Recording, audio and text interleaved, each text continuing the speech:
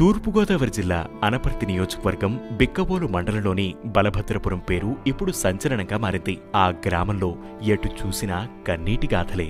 Cancer బారిన పడి ఆపరేషన్లతో శరీరానికి తూట్లు పడుతున్నాయి. యువతీ యువకులు సైతం ఈ మహమ్మారి బారిన పడటం కలిచివేస్తోంది. నిస్సత్తువుగా ఇంట్లో ఉన్న పిల్లల్ని చూస్తూ తల్లిదండ్రులు కుదేలుమంటున్నారు.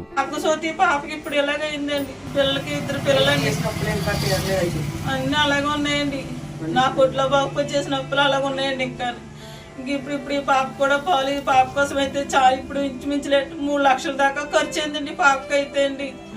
ఇంకెక్కడని అప్పించే వాళ్ళు కూడా పుట్టలేదండి. ఎన్ని డబ్బులు అంటే ఎవరైనా అప్పిస్తారండి. ఇంకా ఆపరేషన్లకు డబ్బులు చాలక అప్పులు పాలై నరకయాతన అనుభవిస్తున్న అక్కడి పిల్లల ఆర్తనాదాలతో ఆ ఊరు కన్నీరు పెడుతోంది.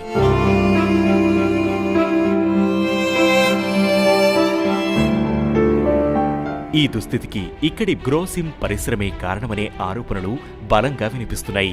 ఈ ఫ్యాక్టరీ వచ్చిన తర్వాత తమకు రకరకాల రోగాలు వస్తున్నాయని ప్రజలు ఆందోళన చేస్తూనే ఉన్నారు. అసలు ఈ ఫ్యాక్టరీ కథ ఏంటి, ఏం జరుగుతోంది అనేది సర్వత్రా చర్చనీయాంశమైంది.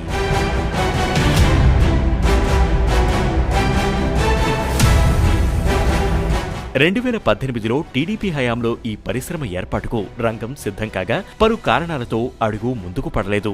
ఈ గ్రాసిం పరిశ్రమ రాకుండా అడ్డుకుంటానని అప్పట్లో ప్రతిపక్షంలో ఉన్న జగన్మోహన్ రెడ్డి ప్రజలకు హామీ ఇచ్చారు, పోరాటం చేశారు. అయితే అధికారంలోకి వచ్చిన తర్వాత ఆయనే ఆ పరిశ్రమను ప్రారంభించారు.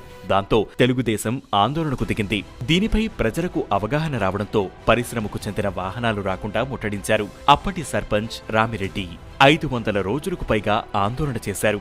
ఆయనపై పీడీ యాక్ట్ను సైతం ప్రయోగించారు. 131 మందిపై కేసులు నమోదయ్యాయి. మొత్తం మీద పరిశ్రమ ఏర్పాటైంది. ఈ కంపెనీలో caustic soda, bleaching, chlorine, HCl, high power bleaching, sulphuric acid తదితర 56 రకాల కెమికల్స్ ఈ ఫ్యాక్టరీలో తయారవుతాయి. ఈ పరిశ్రమ వ్యర్థాలను పైప్లైన్ల ద్వారా తరలిస్తున్నారని స్థానికులు చెబుతున్నారు. కెమికల్స్ ఉత్పత్తి సందర్భంగా వెలువడే విషవాయువులు గాలిలో కలుస్తోందని అంటున్నారు. పరిశ్రమకు ముడిసరుకును తరలించే భారీ వాహనాల రాకపోకల వల్ల ఈ ప్రాంతం నిత్యం దుమ్ము, ధూళితో నిండిపోతోంది.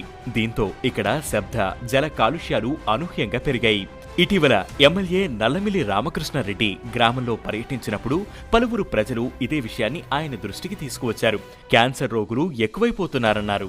అసెంబ్లీ బడ్జెట్ సమావేశాల్లో ప్రశ్నోత్తరాల సమయంలో ఆయన ప్రత్యేకంగా ఈ అంశాన్ని ప్రస్తావించారు. బిక్కబోలు మండలం బలభద్రపురం గ్రామంలో దాదాపుగా 200 నుంచి 300 మంది ఇటీవల కాలంలో క్యాన్సర్ బారిన పడడం చాలా ఆందోళన కలిగించే విషయం అధ్యక్ష.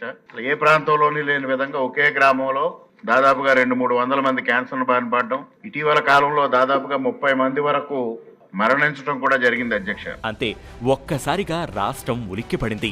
బలభద్రపురానికి ఏమైంది అన్న చర్చ ప్రారంభమైంది. గ్రామ కార్యదర్శి మొదలు రాష్ట్ర ఆరోగ్య శాఖ మంత్రి సత్యరాజ్ వరకు ప్రతి ఒక్కరూ స్పందించారు. ప్రభుత్వం కూడా సీరియస్ గా స్పందించింది.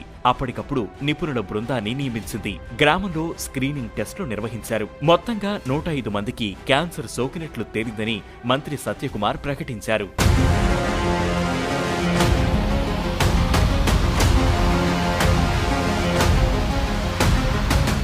మొత్తం 2492 గృహాలు, సుమారు 10,000 మంది ఉన్న ఈ గ్రామానికి క్యాన్సర్ భయం పట్టుకుంది.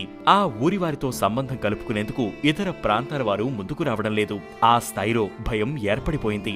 భూగర్భ జలాలు కారణమా అన్న అనుమానం అధికారులు వ్యక్తం చేయడంతో చివరికి నీరు తాగేందుకు కూడా వణుకుతున్నారు. బయటకు వెళ్లి నీరు కొనుక్కుని తెచ్చుకుంటున్నారు. ఇతర ప్రాంతాల వారు ఈ గ్రామం నుంచి వెళ్లేందుకు కూడా భయపడుతున్నారు. అయితే ఇక్కడున్న గ్రాసిమ్ సంస్థ వల్లే ఈ క్యాన్సర్ వస్తోందా లేక ఇతర కారణాలు ఉన్నాయా పరిశీలించేందుకు పూణే నుంచి ప్రత్యేకంగా వైద్య బృందాన్ని ప్రభుత్వం నియమించింది. 2 రోజుల్లో వారు రానున్నారు. అయితే ఈ సమస్యకు కేవలం పరిశ్రమలే కారణమని చెప్పలేమని అన్ని కోణాల్లో పరిశీలిస్తున్నామని కలెక్టర్ చెప్పారు. అయితే ఏదో ఒక ఆర్గానిక్ సంబంధించి, ఫర్ ఎగ్జాంపుల్ పొల్యూషన్ ఏమైనా ఉంటే ఇమీడియట్ గా మీకు ఐస్ కి సంబంధించి, స్కిన్ కి సంబంధించి, అదర్వైజ్ అట్లీస్ట్ లంగ్స్ కి సంబంధించిన ఏదో ఒక ఇబ్బందులు అనేది కనిపిస్తాయి.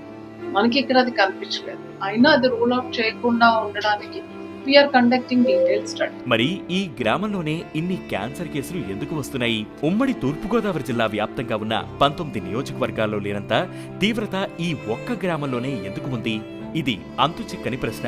దీనికి పూణే నుంచి వచ్చే నిపుణుల బృందం సమాధానం చెప్పాలి. అంతవరకు ప్రజలకు ధైర్యం చెప్పాలి.